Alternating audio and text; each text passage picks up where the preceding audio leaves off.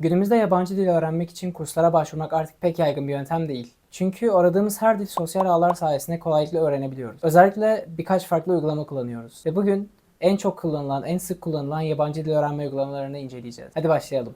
Aslında tam olarak incelemekten ziyade bu uygulamaları kullandığım süre zarfı boyunca edindiğim tecrübelerden bahsedeceğim.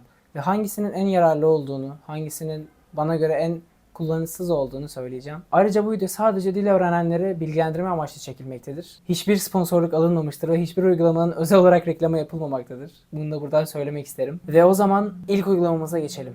Herkesin dil öğrenmeye başladığı, ilk adım attığı gün indirdiği o mistik uygulama. Duolingo. Duolingo'daki ilk hesabımı 2015 yılında oluşturmuştum. Tabi o zamanlar 5. sınıfa gidiyordum. İngilizcem çok da iyi değildi. Yani sadece oyunlardan öğrendiğim kadardı. Okulda pek bir şey öğrenememiştim. Ve bu yüzden Duolingo'nun oyunsal arayüzü beni çok cezbetmişti. Açıkçası her gün saatlerce bakabiliyordum. Hani her ne kadar emizar yaptırsa da, her ne kadar belirli şeyleri sürekli sorsa da ben o uygulamada eğleniyordum. Çünkü oyunsal bir arayüzü vardı ve bence en azından şahsi görüşümce uygulamanın amacı tam olarak eğitmek değil. Biraz daha oyunsal bir arayüz sağlayıp kullanıcıyı çekmek diye düşünmekteyim. Uygulama size sunduğu oyunsal arayüzle sizi daha çok ekran başında tutuyor ve böylelikle uygulamada daha çok vakit geçiriyorsunuz. Evet, yani telefona sürekli bakmak aslında birazcık kötü bir şey. Ancak faydalı amaçlar doğrultusunda kullandığımız için bunun kötü bir şey olduğunu söyleyemem. Özellikle bir dil öğrenme uygulaması olduğu için gönül rahatlığıyla kullanabilirsiniz. Oyunsal arayüzün size sağladığı şey ise sıkıcı olmaması. Sıkıldığınız herhangi bir zamanda dışarıdayken, oyun oynarken, müzik dinlerken arkadan açıp yapabileceğiniz bir şey sizi eğlendirir. Dil öğrenirken eğlenmemizin zorunlu olması konusunu ayrı bir başlık altında tartışabiliriz. Her zaman eğlenemeyiz. Ara sıra ciddi bir disiplin gerekebilir. Ama Duolingo'nun bize sağlamış olduğu arayüz ve gerek oyunları, hikayeleri olsun çok ciddi bir ortam yaratmıyor. Ve bu da bazen disiplin sorunlarına yol açabiliyor. Olduğumuz yerde saymamıza yol açabiliyor. Sürekli aynı konuları, aynı temel şeyleri yapmamız ileride belki yerimizde saymamıza neden olacak. Ama genel olarak sözcük öğrenimi için benim önerdiğim bir uygulama.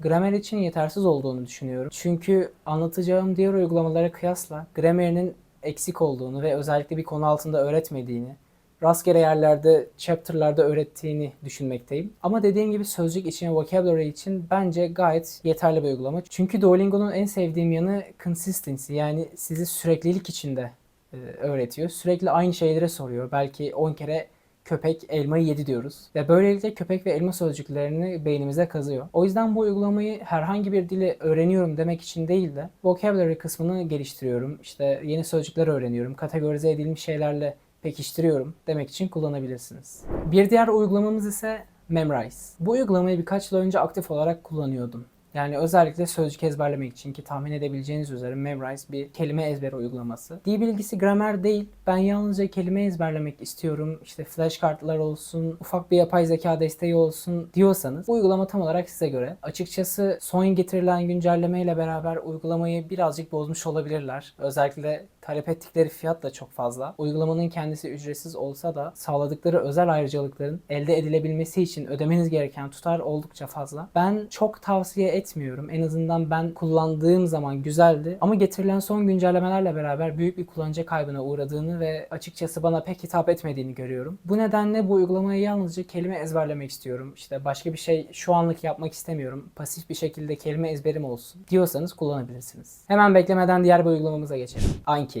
Bu uygulamayı açıkçası ilk duyduğum zaman çok takmamıştım. Çünkü halihazırda bir sözcük birikimim, kelime birikimim vardı ve açıkçası birazcık da konfor alanımdan çıkmak istememiştim. Bu uygulamayı bana ev arkadaşım önerdi. Tabii o zamanlar ev arkadaşı değildik. Üniversitede rastgele tanışmış 2 kişiydik. Ama yine de şu an ondan özür dilemek istiyorum. Çünkü çok fazla kulak asmamıştım. Ta ki işime yarayacağını, işime bu kadar yarayacağını görene kadar. Bu uygulamayı özellikle kelime ezberi için veya aklınıza takılan herhangi bir şeyin listesini yapıp daha sonra çalışmak için kullanabilirsiniz. Ki şu ana kadar topluluk kısmında oluşturulan birçok liste var. Belki de örnek vereceğim. Fransızca, Almanca B1 listeleri, işte en çok kullanılan fiiller, eylemler, sıfatlar, bunların listeleri oluşturulmuştur. Ve siz de bunlardan ücretsiz bir şekilde yararlanabilirsiniz. Ayrıca uygulamanın ve sitenin arayüzü oldukça sade.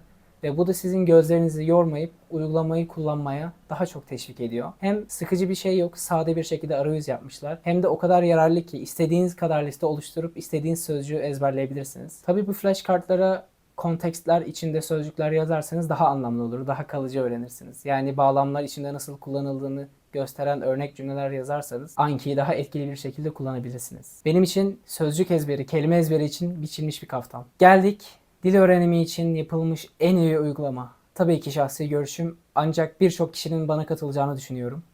Busuu.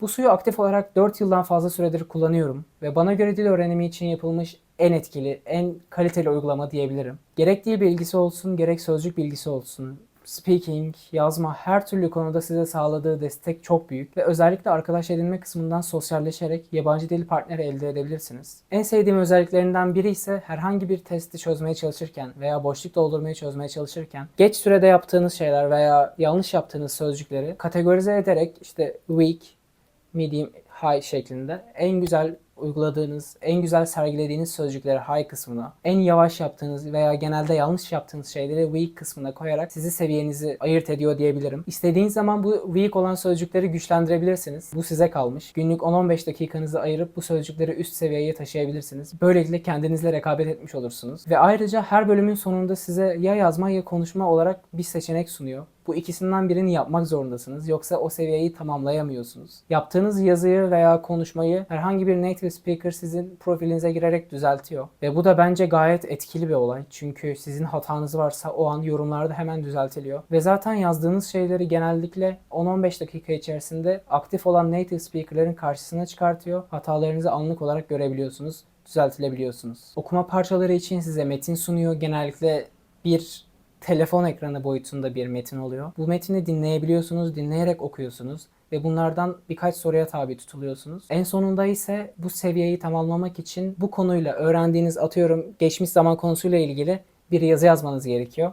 Ve bu yazdığınız yazıyı dediğim gibi native speaker'lar doğruluyor. Peki yazı yazmanın amacı ne? Bu sizin bir şeyler üretme kabiliyetinizi güçlendiriyor. Hepiniz muhtemelen şöyle diyorsunuzdur: İngilizceyi anlıyorum ama konuşamıyorum. Bunun sebebi bir şeyler üretmenin bir şeyler tüketmekten daha zor olması. Siz bir şeyi dinlerken veya okurken bir şeyleri tüketiyorsunuz. Yani hali hazırda hazırlanmış bir metni, konuşmayı dinleyip algılıyorsunuz. Ama bu konuşmayı sıfırdan yazmak, bu konuşmayı sıfırdan oluşturmak, diyalog kurmak, bir şeyler yazmak, bunlar sizin beyninizi yoran aktiviteler ve genellikle zor olan şeyler. Hele ki ikinci bir dil öğreniyorsanız bu sizin için başta hiç kolay olmayacaktır. Ancak zamanla anlayacaksınız ki bunları düzenli bir şekilde yaptığınız zaman aslında bunların bu kadar zor olmadığını, sadece pratik eksikliğinden, yoksunluğundan olduğunu göreceksiniz. O yüzden Busuu benim kesinlikle tavsiye ettiğim bir uygulamadır. Kesinlikle kullanabilirsiniz. Ayrıca Busuu Premium çok ucuz bir fiyat. Yaklaşık yıllık 75 lira mı ne ödemiştim. Parasını sonuna kadar hak eden bir uygulama. Şu an kaç lira oldu bilmiyorum. Ancak 12 aylık abonelik fiyatı 75 liraydı geçen yıl aldığımda. Ve bence imkanınız varsa bunun premium özelliklerini alıp kullanabilirsiniz. Fiyatı da dediğim gibi çok pahalı değil. Yıllık fiyata göre gayet ucuz. Gönül rahatlığıyla alıp kullanabilirsiniz. Bugünlük incelediğimiz uygulamalar bu kadardı. Daha farklı uygulamaları incelememi istiyorsanız veya herhangi bir video fikriniz varsa yorumlarda belirtebilirsiniz. Kendinize iyi bakın. Görüşmek dileğiyle.